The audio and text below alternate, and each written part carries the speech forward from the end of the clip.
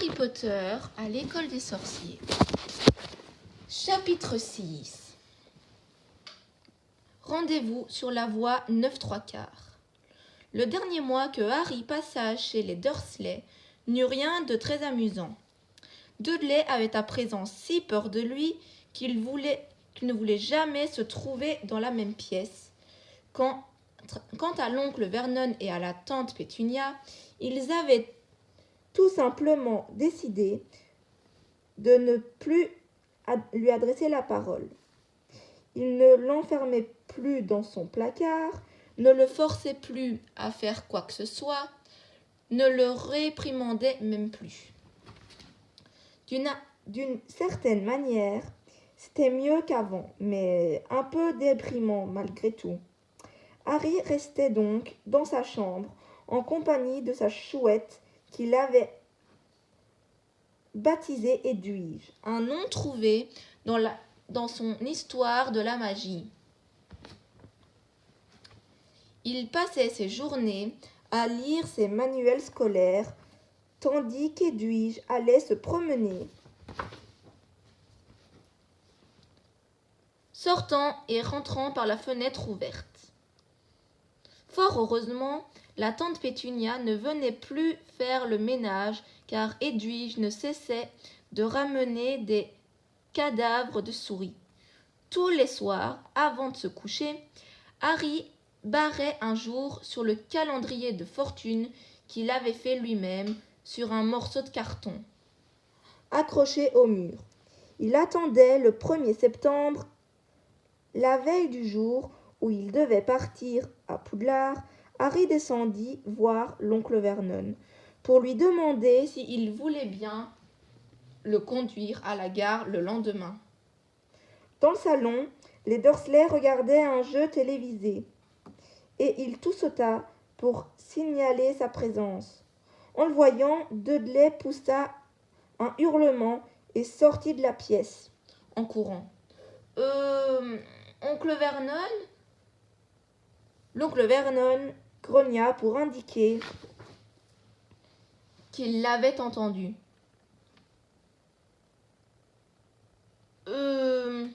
Il faudrait que je sois à la gare de King's Cross demain pour aller à Poudlard.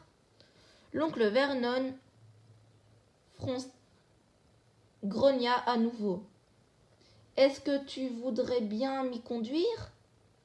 Grognement. Harry pensa que c'était sa façon de dire oui. Merci. Il s'apprêtait à remonter l'escalier lorsque l'oncle Vernon se mit à parler. Drôle de façon d'aller dans une école de sorciers, le train. Les tapis volants sont en panne ? Harry ne répondit rien. D'ailleurs, où se trouve-t-elle, cette école ? Je ne sais pas, dit Harry en prenant conscience pour la première fois de son ignorance à ce sujet. Je dois prendre le train à la gare de King's Cross à 11h, sur la voie 9-3/4, ajouta-t-il, en regardant le billet que Hagrid lui avait donné.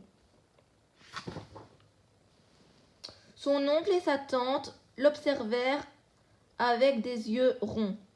La voie combien ? 9-3/4 ? Ne dis pas de bêtises, dit l'oncle Vernon. La voie 9-3/4 n'existe pas. C'est écrit sur mon billet. Ils sont tous fous, décréta l'oncle Vernon. Enfin, tu as de la chance.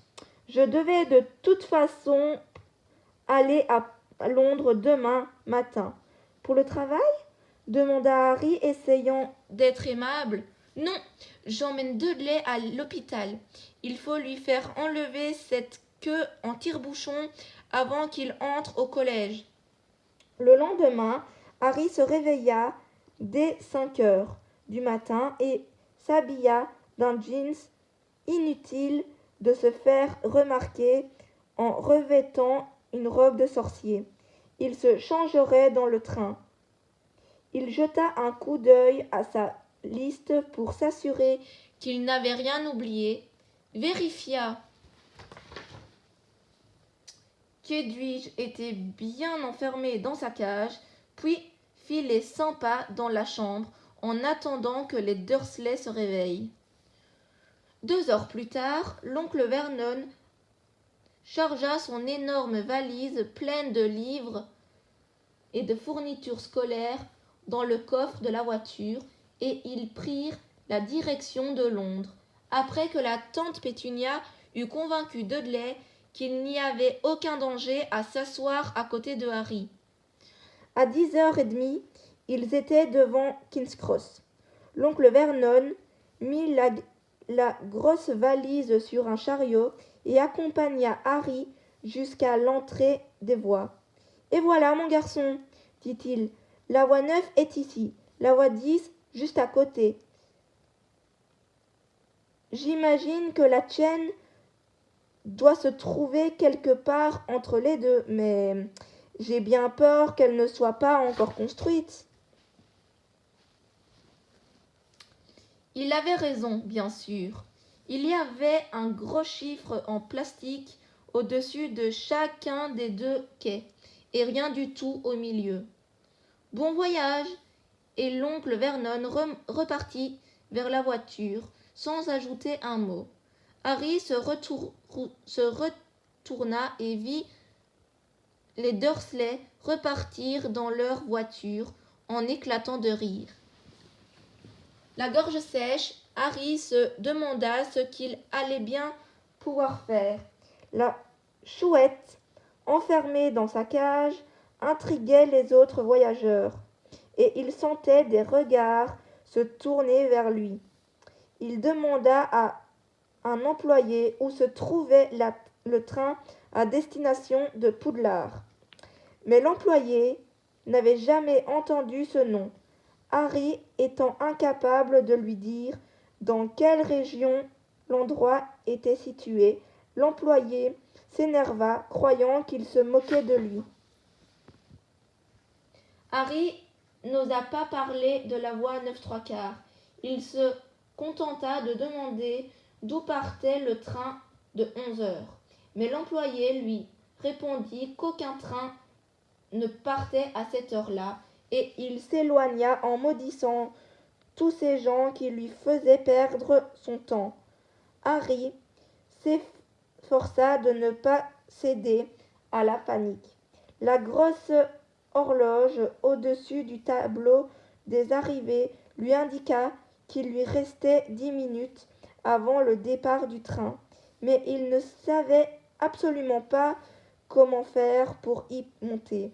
Il était seul au milieu de la gare, avec une valise qu'il pouvait à peine soulever, la poche pleine d'argent qui n'avait cours que chez les sorciers, et une grande cage avec une chouette à l'intérieur. Il se demanda si Hagrid n'avait pas oublié de lui dire quelque chose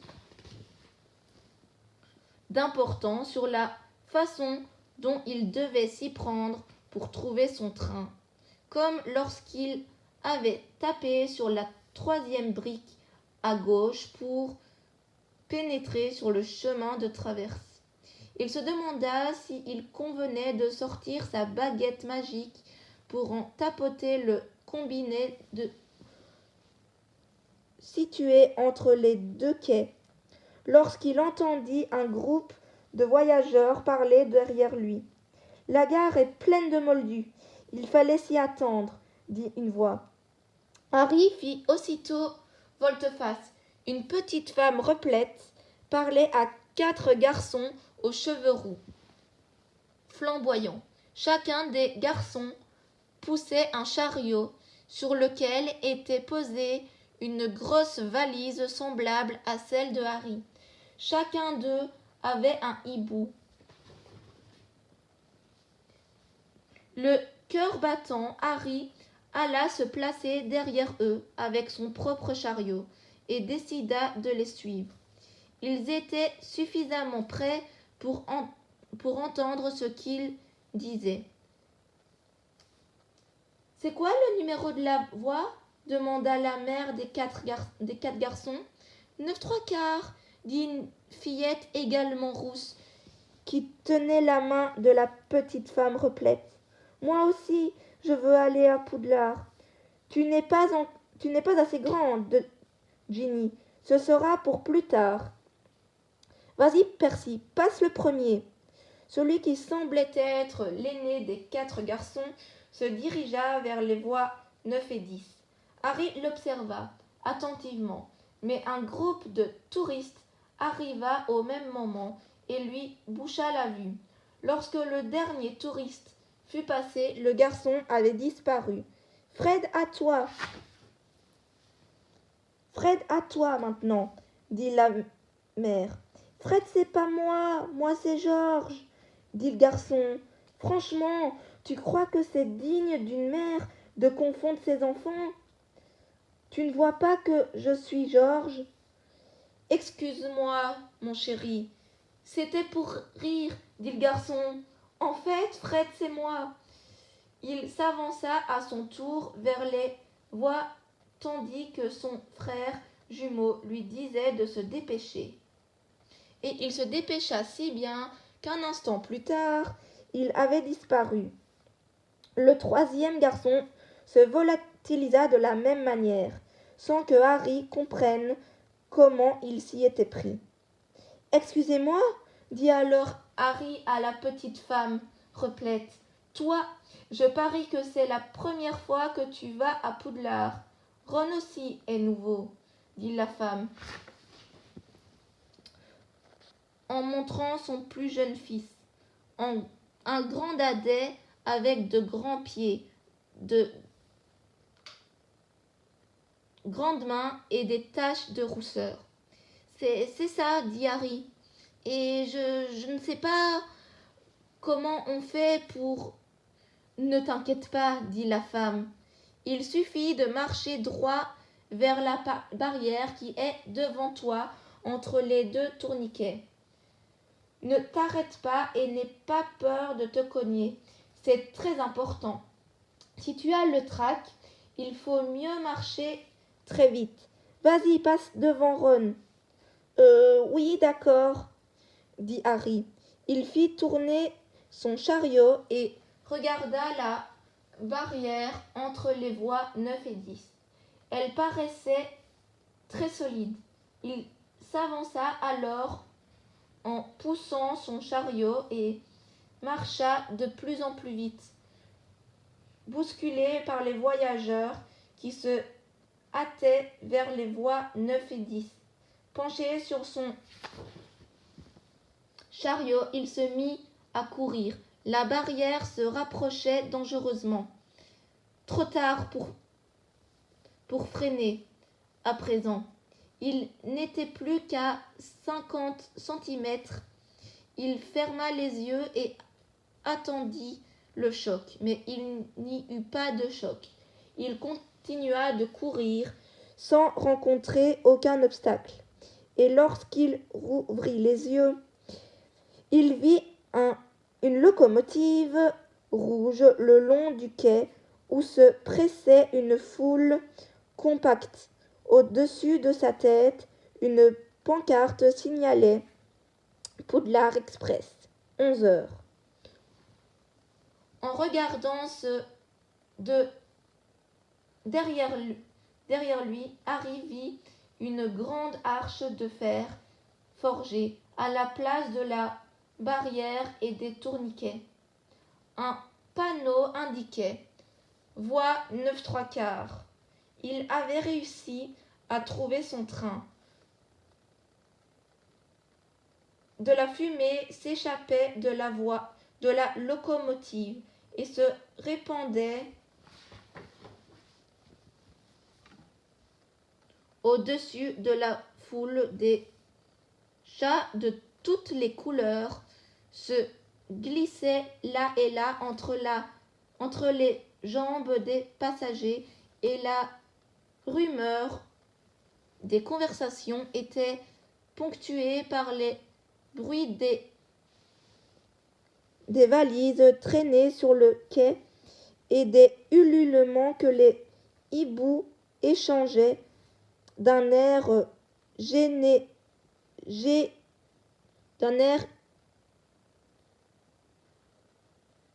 grognon. Les premiers wagon était déjà plein d'élèves, certains penchés aux fenêtres, bavardaient avec leurs parents, pendant que d'autres se battaient pour une place assise. Harry poussa son chariot le long du quai, à la recherche d'une place libre. Il passa devant un garçon au visage joufflu qui disait « Grand-mère, j'ai encore perdu mon crapaud. »« Neville !» soupira la vieille dame. Un petit groupe se pressait autour d'un garçon coiffé avec des breloques. « Allez, montre-nous !»« Ça, lit, vas-y !» Le garçon souleva le couvercle de la boîte qu'il tenait dans les mains, et tout le monde se mit à hurler en voyant surgir une longue patte velue. Harry se fraya un chemin parmi la foule jusqu'au dernier wagon. Il trouva enfin un compartiment vide. Il posa d'abord la cage d'éduige à l'intérieur du wagon, puis il essaya de hisser sa valise sur le marchepied, mais il ne parvint qu'à la laisser tomber sur son pied. « On peut t'aider » demanda l'un des jumeaux qu'il avait suivis à travers la barrière. « Je veux bien, » répondit Harry, le souffle court. « Hé, Fred, viens nous donner un coup de main. » Avec l'aide des jumeaux, Harry parvint à s'installer avec sa valise dans un coin du compartiment libre. « Merci, » dit Harry en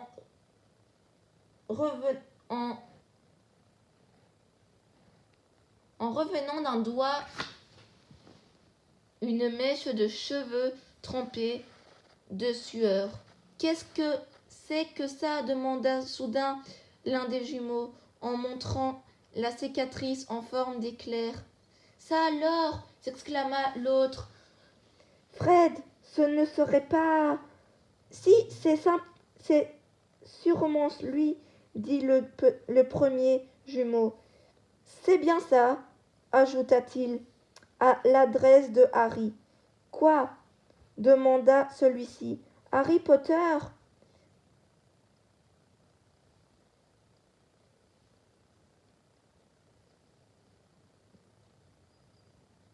dirent en chœur les deux frères. « Oui, oui, c'est lui, » répondit Harry. « Enfin, je veux dire, c'est moi. » Les deux frères le regardèrent bouche bée, et Harry se sentit rougir. Puis, à son grand soulagement, une voix retentit à la porte du wagon. « Fred, George, vous êtes là ? On arrive, man !» Après avoir jeté un dernier coup d'œil à Harry, les jumeaux se hâtèrent de redescendre sur le quai.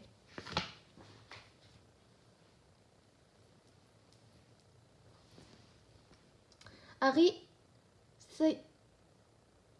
s'assit dans le coin près de la fenêtre. À demi caché, il pouvait observer et entendre la famille aux cheveux roux, sans être vue. La mère venait de sortir son mouchoir rond.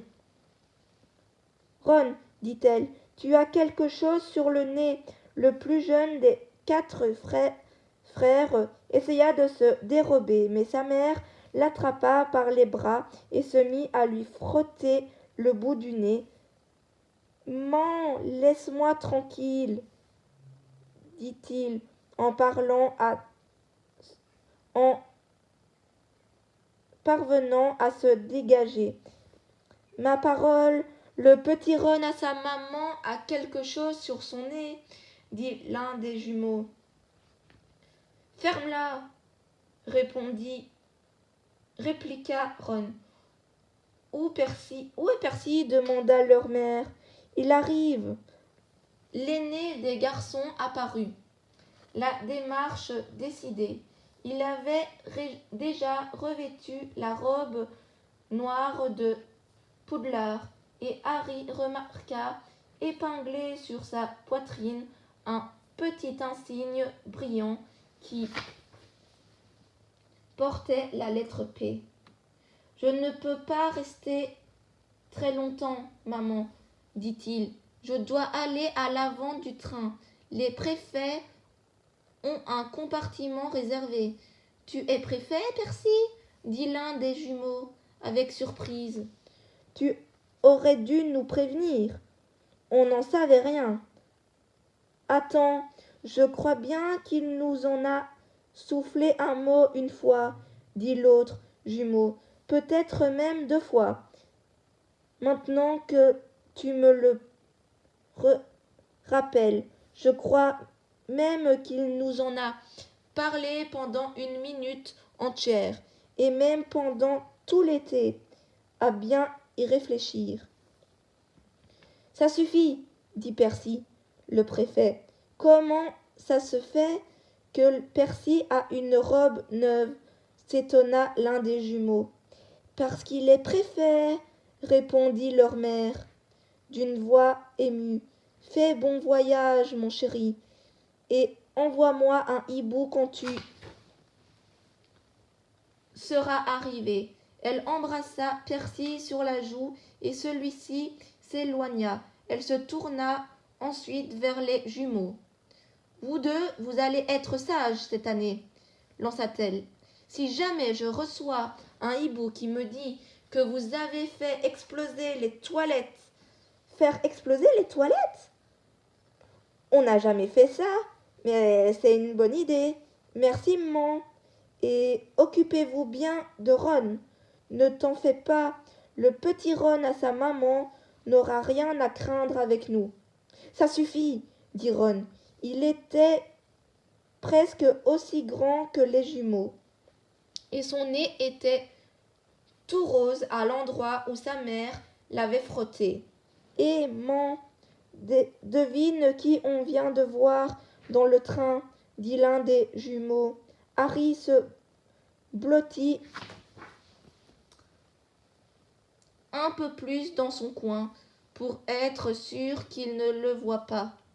Le petit brun qui était à côté de nous à la gare, tu sais qui c'est ? C'est qui ? Harry Potter. Harry entendit la voix fritée de la petite fille. Oh maman, je peux monter dans le train pour aller le voir ? Demanda-t-elle.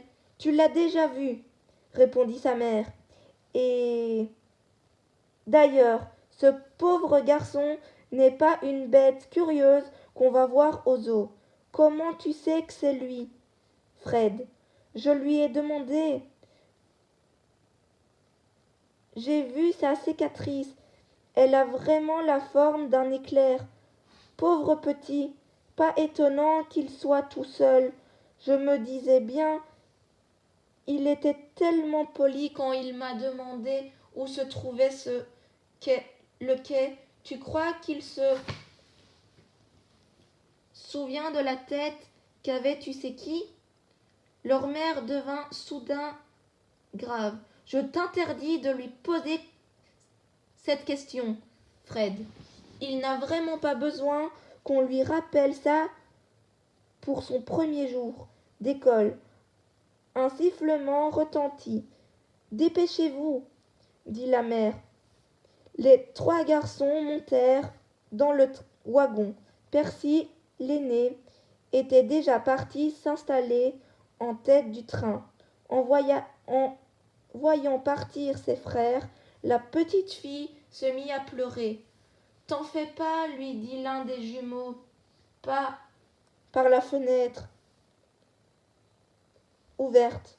On t'enverra plein de hiboux et un siège de toilette de Poudlard, ajouta son frère. Georges, s'indigna sa mère. C'était pour rire, le train s'ébranla. Harry vit la mère des garçons faire de grands signes de la main.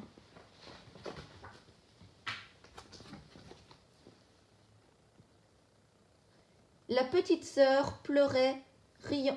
La petite sœur, pleurant, riant à la fois, courait le long du quai pour suivre le train. Lorsque le train prit de la vitesse, Harry regarda la mère et la fillette devenir de plus en plus petites, puis disparaître. Les maisons qui bordaient la voie défilaient devant la fenêtre du compartiment. Harry éprouvait un sentiment d'excitation. Il ne savait pas ce qui l'attendait, mais c'était certainement mieux que ce qu'il laissait derrière lui. La porte du compartiment s'ouvrit et le plus jeune des frères aux cheveux roux entra. La place est libre demanda-t-il en montrant le siège en face de Harry. Les autres compartiments sont pleins. Harry hocha la tête et le garçon s'assit. Il jeta un coup d'œil à Harry, puis se tourna du côté de la fenêtre d'un air indifférent. Il avait toujours une tache noire sur le bout du nez. Et Ron, les jumeaux étaient de retour. On va dans le wagon du milieu, dit l'un. Lee Jordan a une tarentule géante. On va aller voir ça. D'accord, marmonna Ron.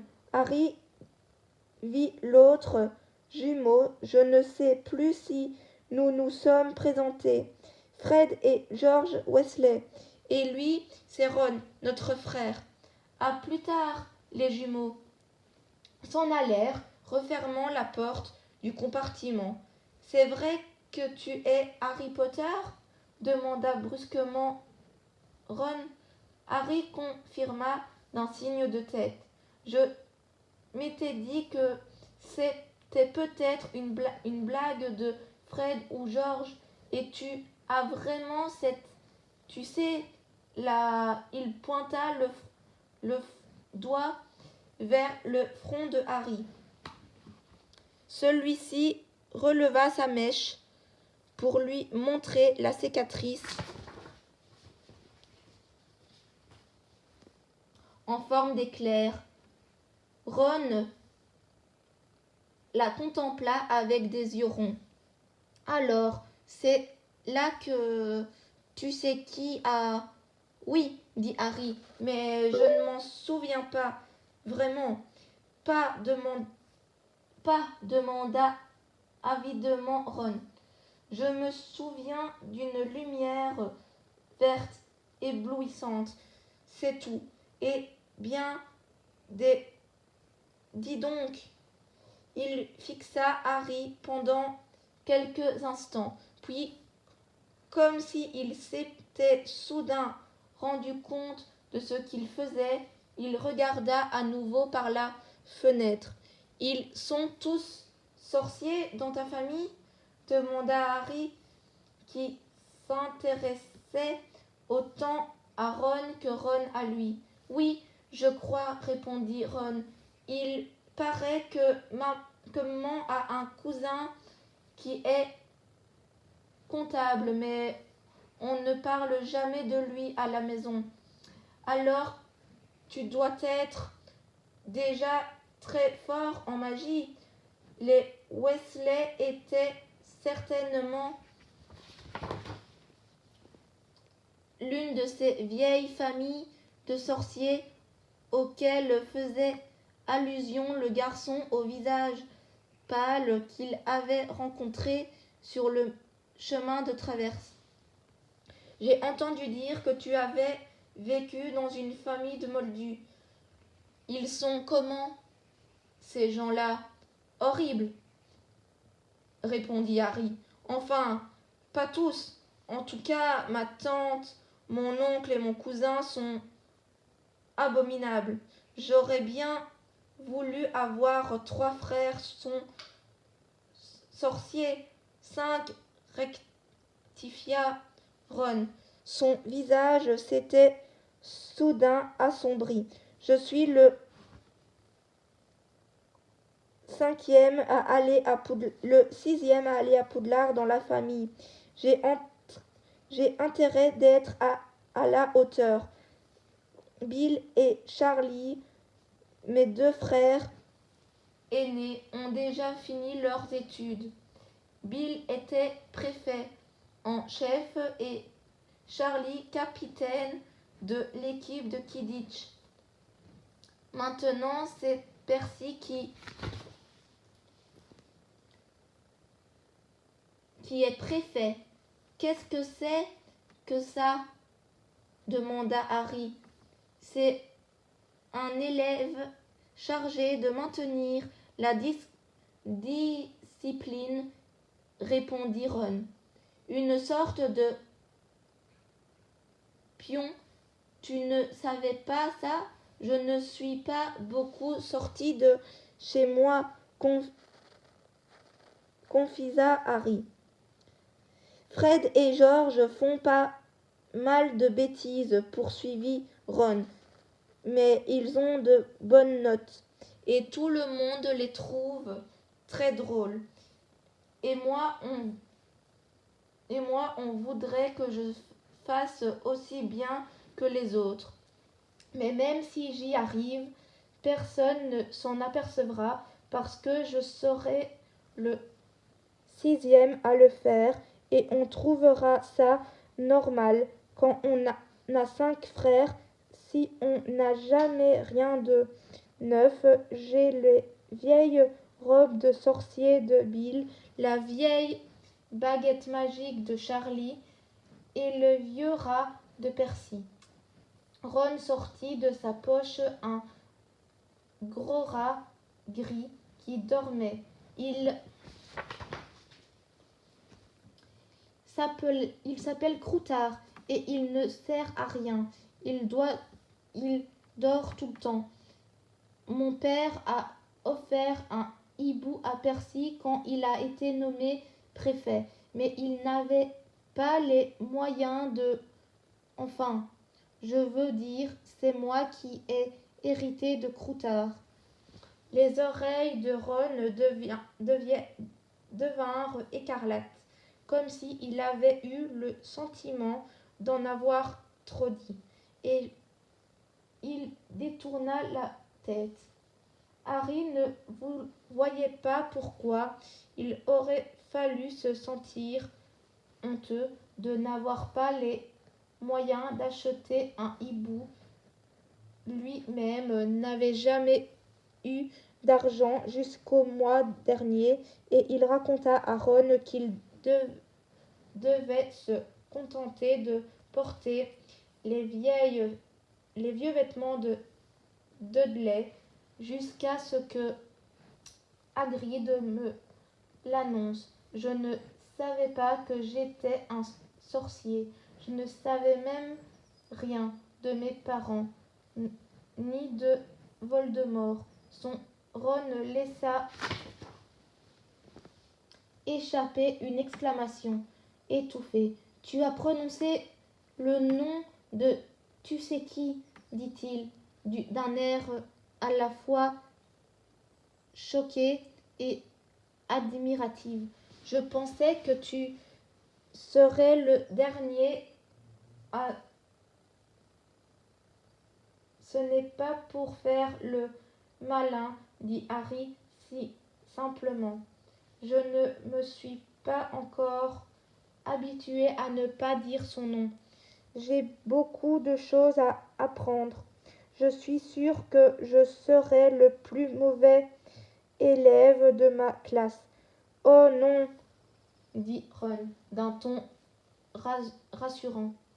Il y a plein d'élèves qui ont vécu dans des familles de moldus et ils apprennent très vite. Le train était sorti. de Londres, à présent. Pendant un long moment, ils restèrent silencieux, contemplant les vaches et les moutons qui passaient dans les prés le long de la voie.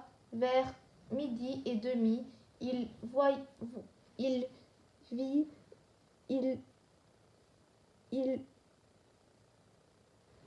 vers midi et demi, ils entendirent un chariot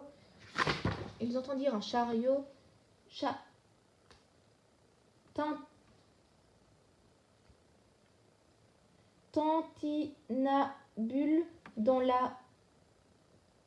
le couloir du wagon et une jeune femme souriante fit glisser la porte du compartiment.